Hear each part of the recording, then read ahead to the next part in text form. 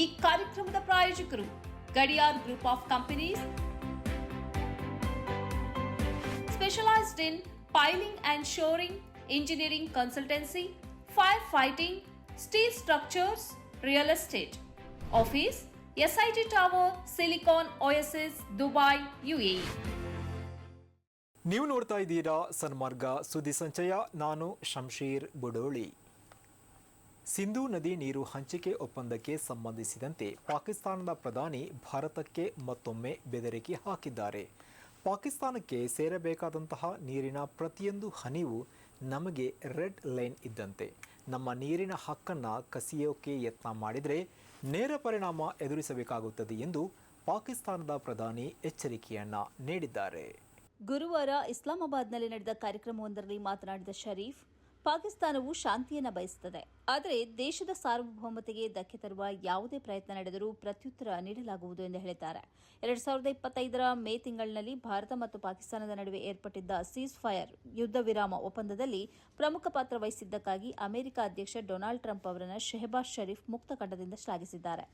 ರಾಜತಾಂತ್ರಿಕ ಮಾತುಕತೆಗಳ ನಂತರ ಭಾರತ ಮತ್ತು ಪಾಕಿಸ್ತಾನ ತಕ್ಷಣದ ಯುದ್ಧ ವಿರಾಮಕ್ಕೆ ಒಪ್ಪಿಕೊಂಡಿವೆ ಎಂದು ಮೇ 2025ರಲ್ಲಿ ಟ್ರಂಪ್ ಘೋಷಿಸಿದ್ದರು. ಅಮೆರಿಕದ ನಾಯಕತ್ವ ಮತ್ತು ಸಕ್ರಿಯ ಪಾತ್ರಕ್ಕೆ ಶರೀಫ್ ಧನ್ಯವಾದ ಅರ್ಪಿಸಿದರು. ಆದರೆ ಭಾರತವು ಮೂರನೇ ವ್ಯಕ್ತಿ ಅಥವಾ ದೇಶದ ಮಧ್ಯಸ್ಥಿಕೆಯನ್ನು ಸಂಪೂರ್ಣವಾಗಿ ತಳ್ಳಿಹಾಕಿದೆ. ಎರಡೂ ದೇಶಗಳ ಮಿಲಿಟರಿ ಸೇನೆಗಳ ನಡುವಿನ ನೇರ ಮಾತುಕತೆಯ ಮೂಲಕವೇ ಯುದ್ಧ ವಿರಾಮ ತೀರ್ಮಾನಕ್ಕೆ ಬರಲಾಗಿದೆ ಎಂದು ಭಾರತ ಸ್ಪಷ್ಟಪಡಿಸಿದೆ. ಕರಾವಳಿಯಲ್ಲಿ ಮಳೆಗಾಲದ 61 ದಿನಗಳ ಕಾಲ ಆಳ ಸಮುದ್ರ ಮೀನುಗಾರಿಕಾ ನಿಷೇಧ ಮುಕ್ತಾಯಗೊಂಡ ಬೆನ್ನಲ್ಲೇ ಮಂಗಳೂರಿನ ಹಳೆ ಬಂದರಿನಲ್ಲಿ ಮೀನುಗಾರಿಕಾ ಚಟುವಟಿಕೆ ಮತ್ತೆ ಕಳೆಗಟ್ಟಿದೆ. ಆಳ ಸಮುದ್ರಕ್ಕೆ ಇಳಿದಿದ್ದ ಟ್ರಾಲ್ ಬೋಟ್ಗಳು ಅಪಾರ ಪ್ರಮಾಣದ ಮೀನು ರಾಶಿಯೊಂದಿಗೆ ಬಂದರಿಗೆ ವಾಪಸ್ ಆಗ್ತಾ ಇದ್ದು, ಮೀನು ವ್ಯಾಪಾರಿಗಳು, ಕಾರ್ಮಿಕರು ಹಾಗೂ ಗ್ರಾಹಕರಿಂದ ಧಕ್ಕೆ ಪ್ರದೇಶ ಗಿಜಿಗುಡ್ತಾ ಇದೆ. ವಾಡಿಕೆಯಂತೆ ಆಗಸ್ಟ್ 1ರಿಂದಲೇ ಹೊಸ ಮೀನುಗಾರಿಕಾ ಋತು ಆರಂಭವಾಗಿದ್ದರೂ ಆರಂಭದ 4-5 ದಿನ ಸಮುದ್ರದಲ್ಲಿ ಗಾಳಿ, ಮಳೆಯ ತೀವ್ರತೆ ಹಾಗೂ ಕಡಲ ಅಲೆಗಳ ಅಬ್ಬರ ಹೆಚ್ಚಾಗಿದ್ದ ಕಾರಣ ಮೀನುಗಾರರು ಕಡಲಿಗೆ ಇಳಿಯಲು ಸಾಧ್ಯವಾಗಿರಲಿಲ್ಲ. ಹವಾಮಾನ ಸುಧಾರಿಸುತ್ತಿದ್ದಂತೆಯೇ ಮಂಗಳೂರು ಧಕ್ಕೆಯಿಂದ ಸುಮಾರು 70% ಆಳ ಸಮುದ್ರ ಟ್ರಾಲ್ ಬೋಟ್ಗಳು ಮೀನುಗಾರಿಕೆಗೆ ತೆರಳಿದ್ದವು.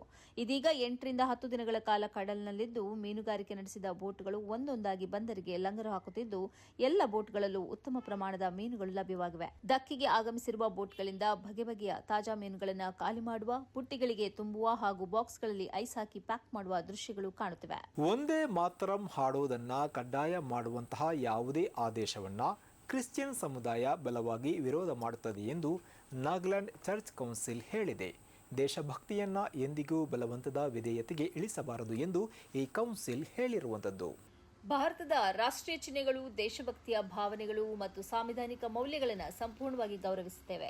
ಆದರೆ ಅದೇ ಸಮಯದಲ್ಲಿ ನಂಬಿಕೆ, ಧಾರ್ಮಿಕ ಪ್ರಜ್ಞೆ, ಆತ್ಮಸಾಕ್ಷಿ ಮತ್ತು ವ್ಯಕ್ತಿತ್ವಕ್ಕೆ ಸಂಬಂಧಿಸಿದ ವಿಷಯಗಳಲ್ಲಿ ಅತ್ಯಂತ ಸೂಕ್ಷ್ಮತೆ ಮತ್ತು ಗೌರವದ ಅಗತ್ಯ ಇದೆ ಎಂದು ನಾಗಾಲ್ಯಾಂಡ್ ಬ್ಯಾಪ್ಟಿಸ್ಟ್ ಚರ್ಚ್ ಕೌನ್ಸಿಲ್ನ ಪ್ರಧಾನ ಕಾರ್ಯದರ್ಶಿ ರೆವರೆಂಡ್ ಡಾಕ್ಟರ್ ಮಾರ್ ಪೊಂಗೆನಾರ್ ಅವರು ನೀಡಿದ ಹೇಳಿಕೆಯಲ್ಲಿ ತಿಳಿಸಲಾಗಿದೆ.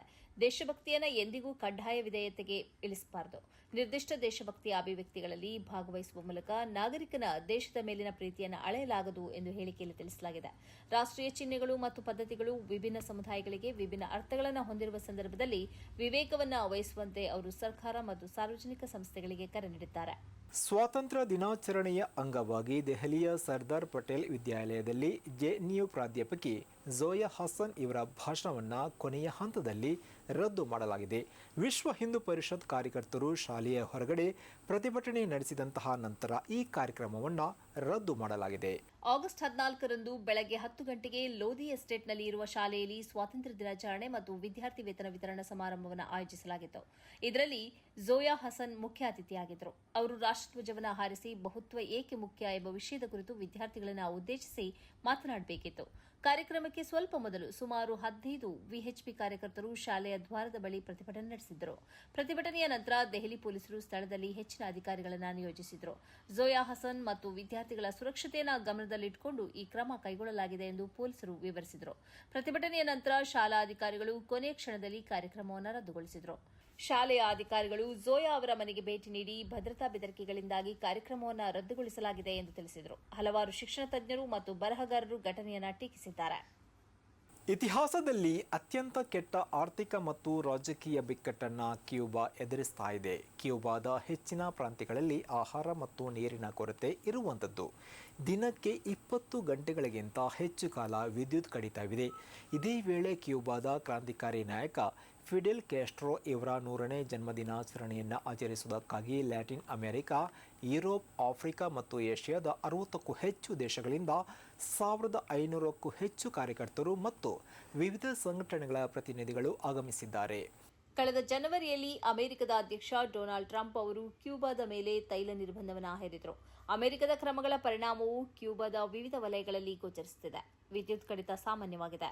ಆಹಾರ ಉತ್ಪಾದನೆ, ಸಾರಿಗೆ ಮತ್ತು ಪ್ರವಾಸೋದ್ಯಮದ ಮೇಲೆ ತೀವ್ರ ಪರಿಣಾಮ ಬೀರಿದೆ. ಜುಲೈ ತಿಂಗಳೊಂದರಲ್ಲೇ ದೇಶದ ವಿದ್ಯುತ್ ಗ್ರಿಡ್ 3 ಬಾರಿ ಸಂಪೂರ್ಣವಾಗಿ ಅಸ್ತವ್ಯಸ್ತಗೊಂಡಿದೆ. ಜೂನ್ನಲ್ಲಿ ಕ್ಯೂಬಾ ಸರ್ಕಾರವು ಬಿಕ್ಕಟ್ಟನ್ನು ಪರಿಹರಿಸಲು 176 ಕ್ರಮಗಳನ್ನು ಅನುಮೋದಿಸಿತು. ಇವುಗಳಲ್ಲಿ ಪ್ರಮುಖವಾದದ್ದು ಖಾಸಗಿ ಮತ್ತು ವಿದೇಶಿ ಹೂಡಿಕೆಗೆ ಹೆಚ್ಚಿನ ಪ್ರವೇಶವನ್ನು ಒದಗಿಸುವುದು. ಇದು ಸಂಪೂರ್ಣವಾಗಿ ಜಾರಿಗೊಂಡರೆ ಕ್ಯಾಸ್ಟ್ರೋ ಯುಗದ ಸಮಾಜವಾದಿ ಆರ್ಥಿಕ ಮಾದರಿಯಿಂದ ಪ್ರಮುಖ ಬದಲಾವಣೆ ಆದಂತಾಗುತ್ತದೆ. ಈಗ ಕ್ಯಾಸ್ಟ್ರೋ ಪರಂಪರೆಯ ಬಗ್ಗೆ ಕ್ಯೂಬಾದಲ್ಲಿ ವಿಭಿನ್ನ ಅಭಿಪ್ರಾಯಗಳಿವೆ. ಈಗಿನ ನಾಯಕತ್ವವು ಕ್ಯಾಸ್ಟ್ರೋ ಅವರ ಮಾದರಿಗೆ ತಕ್ಕಂತೆ ಬದುಕಿಲ್ಲ ಎಂದು ತಜ್ಞರು ಆರೋಪಿಸುತ್ತಾರೆ. ಇದುವೇ ಈ ಹೊತ್ತಿನ ಸನ್ಮಾರ್ಗ ಸುದ್ದಿ ಸಂಚಯ. ನಿರಂತರವಾಗಿ ನೋಡ್ತಾ ಇರಿ ಸನ್ಮಾರ್ಗ ನ್ಯೂಸ್. ಸುದ್ದಿಗಳ ಸಂತೆಯಲ್ಲಿ ಸತ್ಯದ ಮೊಂಬತ್ತೆ.